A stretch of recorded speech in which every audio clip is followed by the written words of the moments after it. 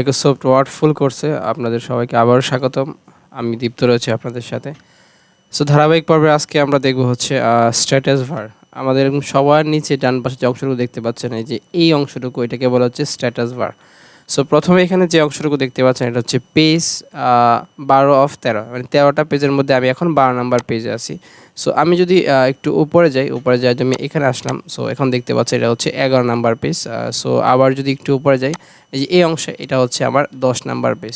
তার মানে এখানে আমাদের যে টোটাল যে কয়টা পেজ আছে সেই পেজের নাম্বারটা কিন্তু আমরা এখানে দেখতে পাবো।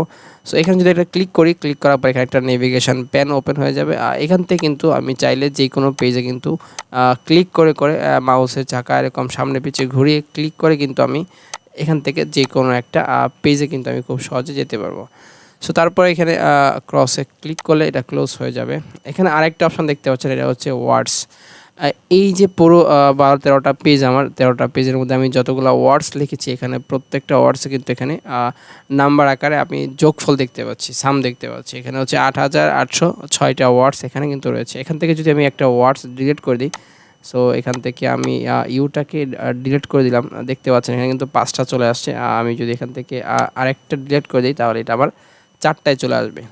ওকে, সো এখানে ওয়ার্ডে ক্লিক করলে এখানে কিন্তু আরেকটা নতুন একটা পপ আপ দেখতে পাবেন। এখানে পেজ রয়েছে টোটাল হচ্ছে, এখানে একটা সামারি পাচ্ছেন টোটাল।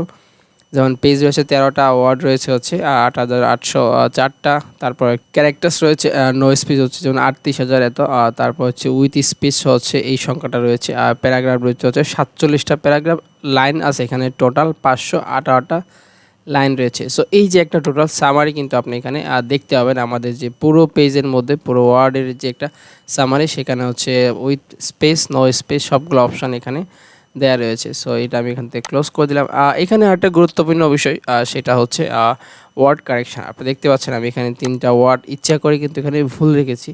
সো এই 3টা ওয়ার্ডকে আমি কীভাবে কারেকশান করবো, এবং এই পুরো পেজের মধ্যে যতগুলো ওয়ার্ড রয়েছে, এখানে যদি কোনো ওয়ার্ড যদি এরকম ভুল থাকে, গ্রামাটিক্যাল মিস্টেক থাকে, অথবা এরকম স্পেলিংয়ে যদি কোনো প্রকার মিস্টেক থাকে, সেটা কিন্তু আমি এখান থেকে দেখতে পাবো। এখানে যদি আমি ক্লিক করে দিই, দেখতে পাচ্ছেন যে প্রুফিং অপশান, এখানে আমি ক্লিক করে দিলাম। ক্লিক করার পর এখানে যে স্পেলিংয়ের নতুন একটা বার ওপেন হয়ে গেছে, আমি এটাকে টান দিয়ে ধরে এভাবে কিন্তু মুভ করতে পারবো। ওকে, সো আমি এখানে রাখলাম। রাখার পর এখানে দেখতে পাচ্ছেন যে আমার 3টা বানান ভুল আছে, যেমন ওয়েলকাম, ওয়েলকাম টু ওয়েলকাম। এখান থেকে আমি কোনটা নিব, এখান থেকে আমাকে 3টা সাজেস্ট করতেছে। এখান থেকে যেহেতু আমার ওয়েলকামই হবে, সো আমি এখান থেকে চেঞ্জে ক্লিক করলাম। সো দেখতে পাচ্ছেন আমার একটা কিন্তু চেঞ্জ হয়ে গেছে, আরেকটা আসছে। সো এখানে ওয়েলকামের পরে কিন্তু আর চলে আসছে। সো আমি এখান থেকে এটাকে ওয়েলকাম দিব।